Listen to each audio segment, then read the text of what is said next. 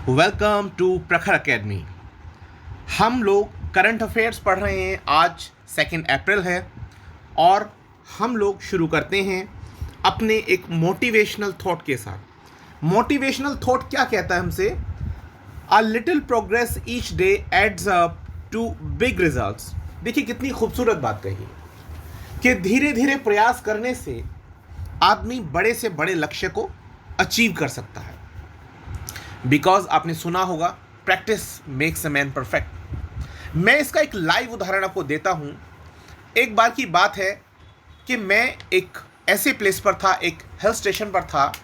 वहाँ मेरे पास पानी नहीं था और पानी अगर एक स्रोत से आ भी रहा था तो ऐसे आ रहा था एक एक बूंद करके, जैसे एक एक बूंद टपकती है। तो प्यास से मेरी हालत ख़राब थी और मैं धैर्य खो रहा था।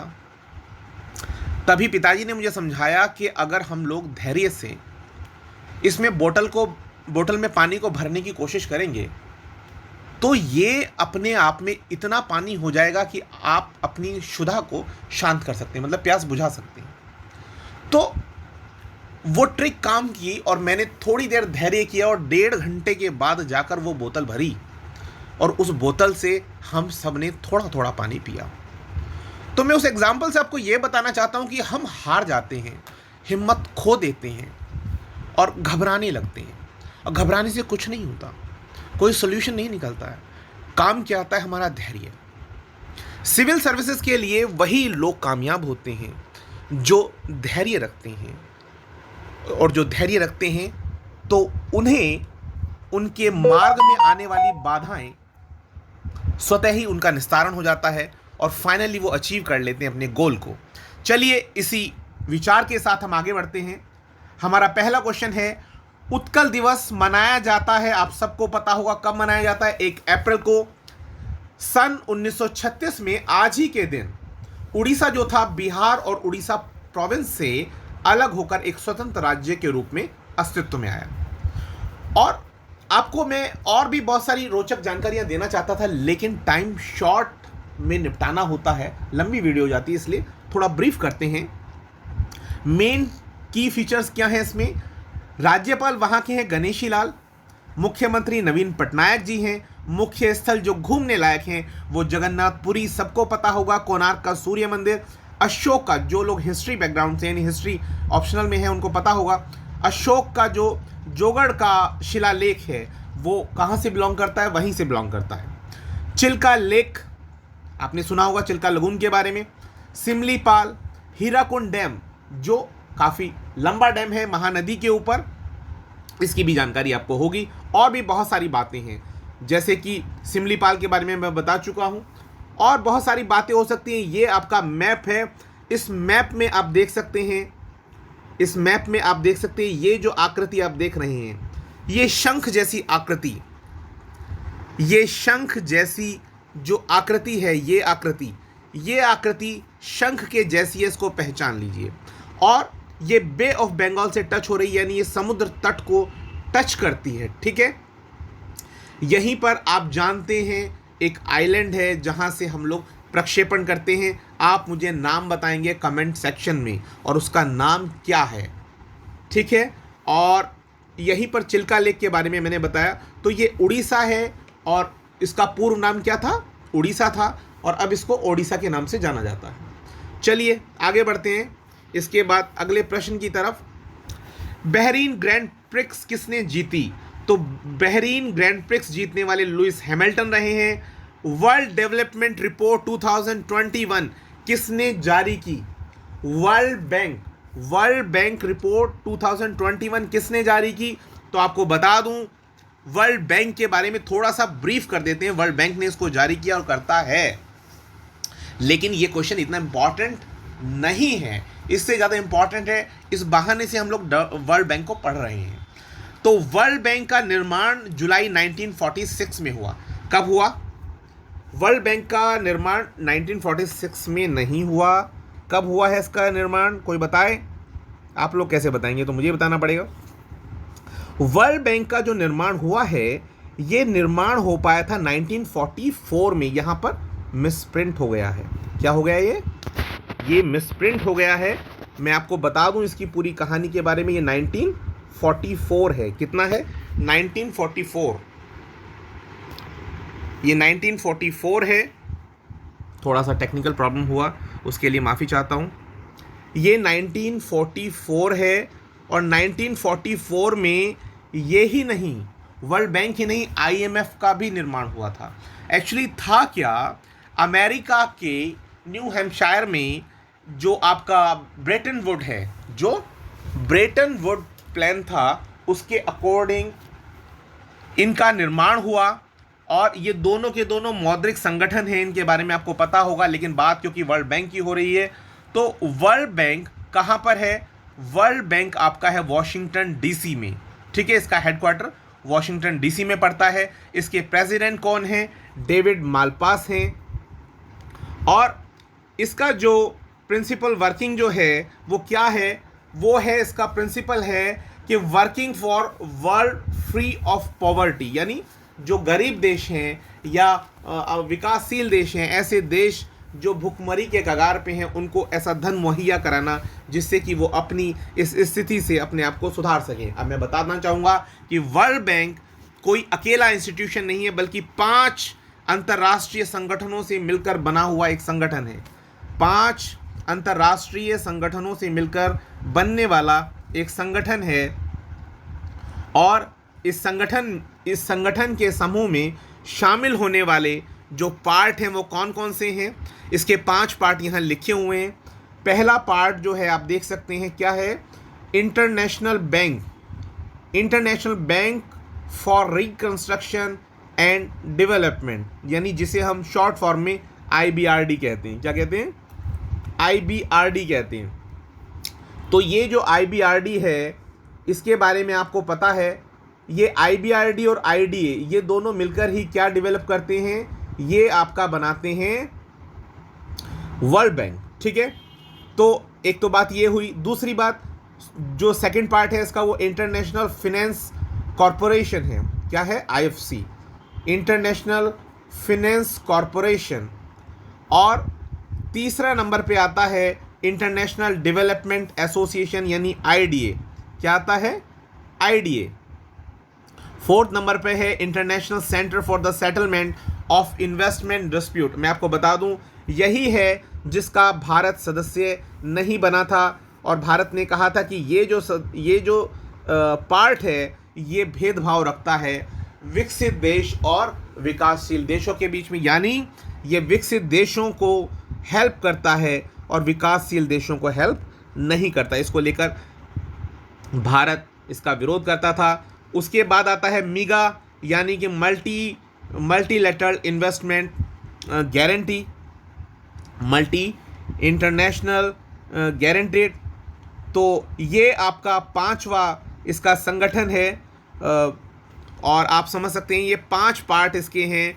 वर्ल्ड बैंक और IMF दोनों ही संस्थाओं का निर्माण मैं पहले ही बता चुका हूँ ब्रेटन वुड्स की के प्लान के अकॉर्डिंग हुआ था। जब सेकेंड वर्ल्ड वॉर हुआ तो सेकेंड वर्ल्ड वॉर के बाद जो देश थे उनकी स्थिति बहुत ख़राब थी। उस स्थिति को सुधारने के लिए किसी वित्तीय संगठन की आवश्यकता महसूस की जा रही थी और उस आवश्यकता को पूरा करने के लिए इसका निर्माण किया गया, वर्ल्ड बैंक का निर्माण किया गया। और कभी समय मिलेगा तो इसके बारे में और डिटेल में मैं बताऊंगा। मैं आपको बता दूं कि अभी वर्तमान में वर्ल्ड बैंक का जो 190वां देश बना है वो मैंने पीछे एक वीडियो में बताया था आपको। उसका नाम क्या है? उसका नाम है अंडोरा। उसका नाम क्या है? अंडोरा है। तो मैं आपको और डिटेल्ड वीडियो बनाऊंगा इसके बारे में, लेकिन थोड़ा सा ब्रीफ करना था वर्ल्ड बैंक के बारे में। और आगे बढ़ते हैं। इसके बाद अगला क्वेश्चन आता है एशेज मीट 2021 में शामिल देश हैं। एक्चुअली ये एक मिशन है, एक प्रोसेस है। जैसा मैंने बताया था आपसे कि पावर बैलेंसिंग के लिए सभी देश अपना बाहुबल दिखाते हैं, अपना पावर दिखाते हैं, स्ट्रेंथ दिखाते हैं। तो उसके चलते पाकिस्तान ने एशेज मीट 2021 में जो देशों को शामिल किया है, इनवाइट किया हुआ है, वो कौन है? खुद पाकिस्तान है, USA है और सऊदी अरब। ये सब क्या करेंगे? ये अपने अपने एयरक्राफ्ट्स के थ्रू, अपनी अपनी एयरफोर्स के थ्रू यहाँ पर एशियस मीट में भाग लेंगे और ऑब्जर्वर के रूप में बुलाए गए हैं जॉर्डन, बहरीन और इजिप्ट। ठीक है, तो ये एशियस मीट के बारे में हुआ। इसके बाद अगला क्वेश्चन आता है हुला हुप गर्ल के नाम से जानी जाती हैं। आपको पता होगा एक रिंग टाइप हम जो वो होता है इंस्ट्रूमेंट, उसको डालते हैं अपने हिप्स पर और उसको घुमाते हैं, तो उसको क्या बोलते हैं? हुपा हुप बोलते हैं उस डिवाइस को। और ये एक 8 साल की वैष्णवी गुप्ता है जिन्होंने 1 मिनट में 207 बार इसको घुमा करके अपना नाम ट्रायम्फ वर्ल्ड रिकॉर्ड में दर्ज कराया है। और इसके बाद अगला प्रश्न आता है कि बायो बबल क्या है। बायो बबल के बारे में मैं आपको बता दूं, आपने सुना होगा जब से कोरोना हुआ है तो कोरोना से बचाव के लिए खिलाड़ियों से को जब खेलने के लिए बुलाया जाता है, भले ही मैदान में दर्शक ना हो, लेकिन इनकी सिक्योरिटी के लिए क्या करते हैं, वहाँ पर एक ऐसा एनवायरनमेंट डेवलप करते हैं कि जो लोग भी वहाँ जाएंगे तो वहाँ जाने पर वो अपनी कोरोना रिपोर्ट दिखाएंगे। वो नेगेटिव रिपोर्ट अगर आती है और वहाँ पर जितना भी स्टाफ होगा, जितने भी लोग होंगे, वो वहाँ से फिर बाहर नहीं निकलेंगे क्योंकि वो वहाँ पर उस पूरे टाइम खेलेंगे।